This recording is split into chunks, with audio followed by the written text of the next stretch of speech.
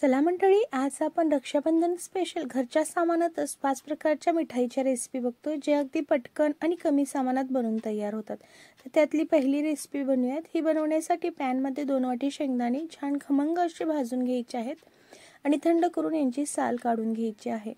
त्यानंतर हे सगळे शेंगदाणे मिक्सरच्या भांड्यामध्ये टाकून बारीक असे वाटून घ्यायचे आहेत। होईल तितकं आपल्याला बारीक असं वाटून घ्यायचं आहे। त्यानंतर त्याच पॅन मध्ये 1 वाटी साखर टाकून घ्यायची। त्यामध्ये अर्धी वाटी पाणी टाकून उकळी आल्यानंतर 2 मिनिटे शिजवून घ्यायचं आहे। म्हणजे आपल्याला हलका एकतारी पाक बनवून घ्यायचा आहे। एकतारी पाक बनवून तयार झाल्यानंतर यामध्ये वाटून घेतलेले शेंगदाणे टाकून घ्यायचे। त्यासोबत अर्धी वाटी इथे मी मिल्क पावडर टाकून घेतलेली आहे आणि 1 चमचा वेलची पूड टाकून छान मंद आचेवरती मिक्स करून घ्यायचं आहे। मिल्क पावडर नसेल तर तुम्ही स्किप देखील करू शकता। छान मिक्स करून घेतल्यानंतर 1 चमचा तूप टाकून पुन्हा हे मिश्रण घट्ट होईपर्यंत शिजवून घ्यायचं आहे। जोपर्यंत मिश्रण असं घट्ट होत नाही आणि पॅन सोडत नाही तोपर्यंत आपल्याला हे शिजवून घ्यायचं आहे।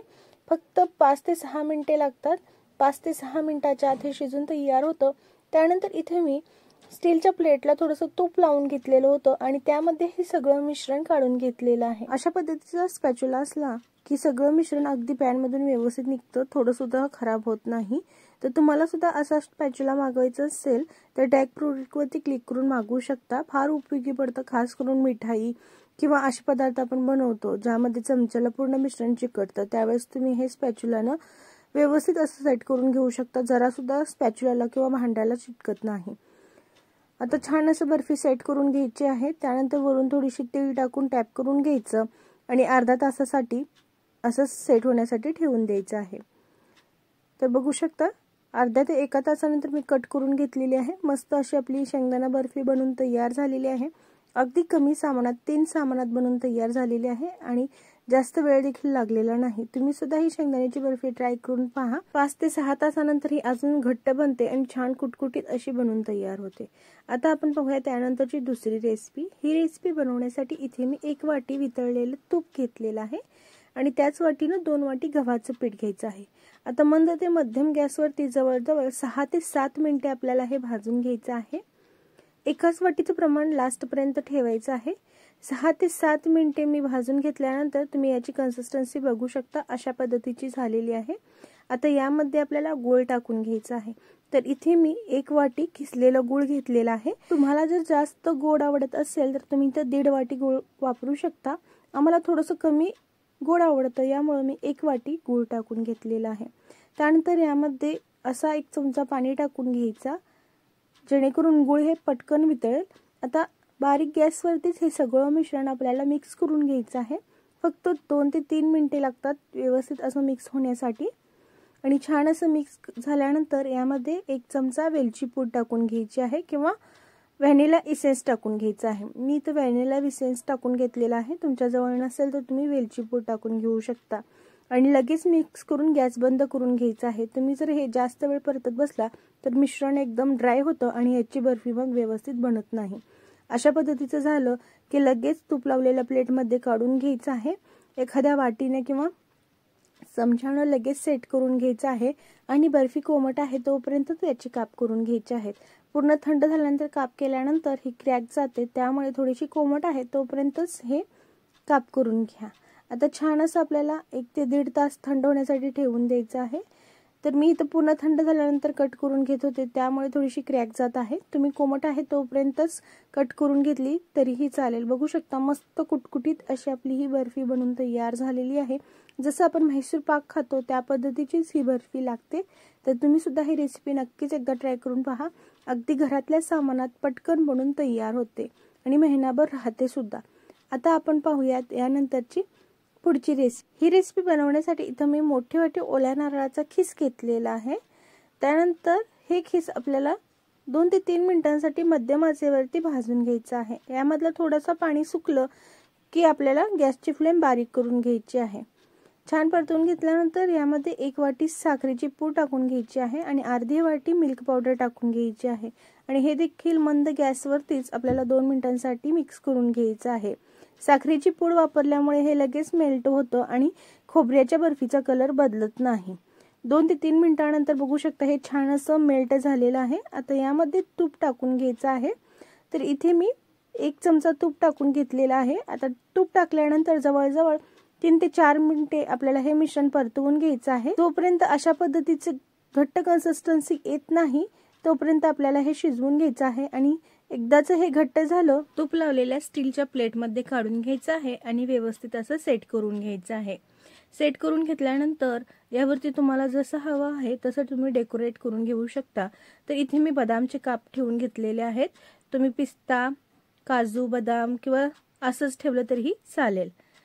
तर छान असं सेट करून घ्यायचं आणि 1-1.5 तासासाठी थंड होण्यासाठी ठेवून द्यायचं। कोमट आहे तोपर्यंत कट करून घ्या, नंतर कट होणार नाही। तर मी हे छान असं सेट करून घेतलेलं आहे आणि आता हे थंड होण्यासाठी ठेवून देऊयात। तर बघू शकता मस्त अशी आपली बर्फी बनून तयार झालेली आहे। ओल्या नारळाची, ओल्या खोबऱ्याची, तुम्ही जे म्हणता ते खोबऱ्याची बर्फी, खोबऱ्याची वडी बनून तयार आहे। अगदी कमी सामानात बनून तयार होते आणि परफेक्ट बनून तयार होते। तुम्ही सुद्धा नक्कीच ट्राय करून पहा। आता पाहूयात पुढची रेसिपी। ही रेसिपी बनवण्यासाठी इथे मी 2 कप दूध घेतलेलं आहे। त्याच कपने पाव कप दही टाकून घ्यायचं आहे। दही टाकल्यामुळे अगदी परफेक्ट अशी रेसिपी बनते। याच कपने 1.5 कप मिल्क पावडर टाकून घ्यायची आहे। एकाच कपाने सगळी मापं घ्या। त्यानंतर 1 चमचा वेलची पूड आणि 1 कप साखर टाकून घ्यायची आहे। इथे मी 2 चमचे तूप टाकून घेत आहे। चमच्याचा आकार तुम्ही बघू शकता, ते 2 चमचे इथे तूप टाकून घेतलेलं आहे। छान असं मिक्स करून घ्यायचं आहे आणि त्यानंतरच गॅस चालू करून घ्यायचा आहे। गॅस आधी चालू करायचा नाही, नाहीतर यामध्ये गुठळ्या पडू शकतात। छान असं मिक्स करून घेतल्यानंतर चालू करून घ्यायचं आहे। तर इथं आपण कलाकंद बनवत आहोत। दही टाकल्यामुळे यामध्ये छान असे दाणे पडतात। जे मार्केटमध्ये हलवाई बनवतात ना, त्यामध्ये ते लिंबू सत्व किंवा लिंबूचं रस वापरतात। आपण इथं दही वापरलेलं आहे। आता छान मिक्स करून घेतल्यानंतर अशी कन्सिस्टन्सी आली की यामध्ये पुन्हा 2 चमचे तूप टाकून घ्यायचं आहे आणि छान घट्टसर होईपर्यंत शिजवून घ्यायचं आहे। तर या स्टेजला गॅस बंद करून घ्यायचं, कारण की अजून ते घट्ट होतं। आता तूप लावलेल्या प्लेटमध्ये टाकून घेऊयात आणि सेट करून घेऊयात। ही बर्फी सेट होण्यासाठी थोडासा जास्त वेळ लागतो। छान 5 ते 6 तास रूम टेम्परेचरवरती यायला द्यायचं आहे। वरून इथे मी थोडीशी केसरचे धागे आणि बदामचे काप टाकून घेतलेले आहेत। तुम्हाला जसं आवडतं तसं तुम्ही डेकोरेट करून घेऊ शकता। शक्यतो इथे मी बटर पेपर वगैरे वापरलेलं नाही।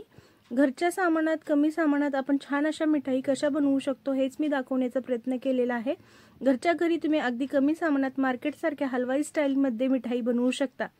तर या सगळ्या कमी सामानात बनणाऱ्या रेसिपीज आहेत, नक्की ट्राय करून पहा। या रक्षाबंधनासाठी रेसिपी आवडल्या असतील तर व्हिडिओला लाईक नक्की करा। आता पाहूया त्यानंतरची पुढची रेसिपी। ही रेसिपी तर अगदी सोपी आहे आणि खायला इतकी माउथ मेल्टिंग आहे, नक्कीच ट्राय करून पहा। त्यातल्या सामानातच आपण अशी अप्रतिम ही रेसिपी बनवणार आहोत, जी मार्केटमध्ये फार महाग मिळते।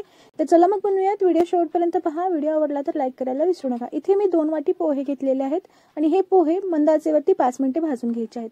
कलर बदलावायचा नाही, फक्त भाजून घ्यायचे आहेत, म्हणजे कुरकुरीत होईल। आता हे थंड झाल्यानंतर मिक्सरच्या भांड्यामध्ये टाकून घ्यायचे। शेवटपर्यंत एकाच वाटीचं माप ठेवायचं आहे, म्हणजे सगळी माप एकाच वाटीने घेतली तर आपली रेसिपी अगदी परफेक्ट बनवून तयार होते। आता यामध्ये 5 ते 6 काजू, 5 ते 6 बदाम, 2 चमचे मिल्क पावडर आणि 3 ते 4 वेलच्या टाकून घ्यायचे आहेत। सोबत चिमूटभर मीठ टाकून घ्यायचं आहे आणि हे मिक्सरमध्ये अगदी बारीक असं फिरवून घ्यायचं आहे। तुमच्याजवळ जर मिल्क पावडर किंवा काजू बदाम नसतील तर नाही टाकलं तरीही चालेल, विना टाकता ही रेसिपी ही छान बनते। आता दुसऱ्या भांड्यामध्ये मी त्याच वाटीने 2 वाटी दूध घेतलेलं आहे आणि जे पोहेचं पावडर होतं ते देखील यामध्ये टाकून घ्यायचे आहे। छान असं मिक्स करून घ्यायचं आहे। यामध्ये गुठळ्या वगैरे राहता कामा नये। मिक्स करून घेतल्यानंतर 5 मिनिटांसाठी भिजत ठेवायचं। त्यानंतर त्याच वाटीने मी 1 वाटी गुळ घेतलेला आहे आणि गुळाचे काप बघू शकता मोठे मोठे आहेत, जास्त मी बारीक केलेले नाही। तुम्हाला जास्त गोड आवडत असेल तर 1.5 वाटी गुळ घेऊ शकता, पण 1 वाटी गुळ अगदी परफेक्ट आहे। आता याच वाटीने पाऊण वाटी गरम पाणी यामध्ये टाकून घेऊयात, म्हणजे गुळ लगेच वितळेल। मिक्स करून घेऊयात आणि वितळण्यासाठी ठेवून देऊयात। व्हिडिओमध्ये तुम्हाला थोडासा आवाज येत आहे त्यामुळे सॉरी। आता एका प्लेटला आपण तूप लावून घेऊयात आणि यावरती पिस्त्याचे काप टाकून घेऊयात। त्यानंतर इथे बघू शकता गुळ देखील छान वितळलेला आहे आणि पोहे सुद्धा व्यवस्थित भिजलेले आहेत। आता त्याच पॅन मध्ये हे पोहे काढून घेऊयात आणि गुळाचं पाणी होतं ते गाळून यामध्ये टाकून घेऊयात, कारण की गुळामध्ये थोडेसे घाण वगैरे असले तर ते गाळल्यानंतर निघून जाते। आता याच मध्ये मोठा 1 चमचा तूप टाकून घेऊयात आणि मंद गॅसवरती म्हणजे बारीक गॅसवरती हे आपल्याला छान असं मिक्स करून घ्यायचं आहे. तुम्हाला जर गॅस चालू केल्यानंतर व्यवस्थित मिक्स करता येत नसेल तर गॅस चालू करायच्या आधी तुम्ही ही प्रोसेस करून घेऊ शकता आणि त्यानंतर गॅस चालू करून घेऊ शकता. छान असं मिक्स करून घ्यायचं आहे. गुठळ्या वगैरे राहिल्या नाही पाहिजेत.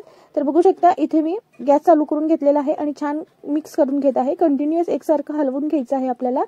तर 10 मिनिटानंतर तुम्ही इथे बघू शकता की छान असं मिक्स करत करत याचं टेक्स्चर कसं झालेलं आहे ते. यामध्ये गुठळ्या कमी झालेल्या आहेत आणि या पद्धतीचं टेक्स्चर आलेलं आहे 10 मिनिटानंतर. तर तुम्हाला वाटत असेल हे शिजलेलं आहे, तर हे अजून शिजलेलं नाही. हे चेक कसं करायचं, तर हातामध्ये थोडंसं पीठ घ्यायचं आहे आणि थोडंसं याचा गोळा बनवून बघायचा आहे. तर आपल्या हाताला पीठ चिकटतं तेव्हा समजायचं की हा अजून शिजलेलं नाही. त्यावेळेस यामध्ये मोठे 2 चमचे तूप टाकून घ्यायचं आणि पुन्हा 7 ते 8 मिनिटे मध्यम आचेवरती शिजवून घ्यायचं आहे. त्यानंतर तुम्ही बघू शकता याला एक वेगळ्या प्रकारची शाईन येते. तेव्हाच समजायचं की आपलं हे पीठ व्यवस्थित शिजलेलं आहे. जरा सुद्धा हाताला किंवा चमच्याला चिकटत नाही. अशा पद्धतीची शाईन आली की अगदी हे परफेक्ट शिजलेलं आहे. लास्टची 2 मिनिटे गॅस मोठं करायचं आणि त्यानंतर बंद करून हे मिश्रण काढून घ्यायचं आहे. आता आपण ज्या प्लेटमध्ये तूप लावलेलं होतं त्या प्लेटमध्ये हे मिश्रण काढून घेऊयात आणि व्यवस्थित असं सेट करून घेऊयात. सेट करून घेतल्यानंतर जवळजवळ 2 तास किंवा पूर्णपणे थंड होईपर्यंत हे असंच ठेवून द्यायचं आहे. पण मला वेळ नसल्यामुळे मी लगेच अर्ध्या तासानंतर हे काढून घेतलेलं आहे. तर बघू शकता अर्ध्या तासानंतर सुद्धा हे व्यवस्थित निघालेलं आहे. यामध्ये आपण बटर पेपर वगैरे काही सुद्धा वापरलेलं नाही, तरी हे ताटाला खाली चिकटलेलं वगैरे नाही, अलगद असं निघून येतं. तर आपण हे काढून घेऊयात आणि कट करून घेऊयात. आता इथे मी चौकोनाकारामध्ये कट करून घेतलेलं आहे. इतकी टेस्टी आणि अप्रतिम चवीची ही मिठाई बनवून तयार होते. तोंडात टाकताच विरघळते. तुम्हाला जर थंड करून खायची असेल तर तुम्ही फ्रीजमध्ये ठेवून खाऊ शकता. 4 दिवस फ्रीजमध्ये टिकते, छान राहते, अजिबात खराब होत नाही आणि टिकायचा प्रश्नच नाही, कारण की बनवल्या सगळेजण आवडीने खाणार, इतकी टेस्टी लागते. त्यामुळे नक्कीच ट्राय करून पहा. आता रक्षाबंधन येत आहे, आणखीन घरी सण येत आहे, त्यावेळेस तुम्ही पटकन अशा घरातल्या सामानातच ही रेसिपी बनवू शकता. रेसिपी कशी वाटली कमेंट्समध्ये मला नक्की सांगा. रेसिपी आवडली असेल तर व्हिडिओला लाईक करा, शेअर करा. चॅनलवरती नवीन असाल तर करिश्माज मेजवानीला नक्कीच सबस्क्राईब करा.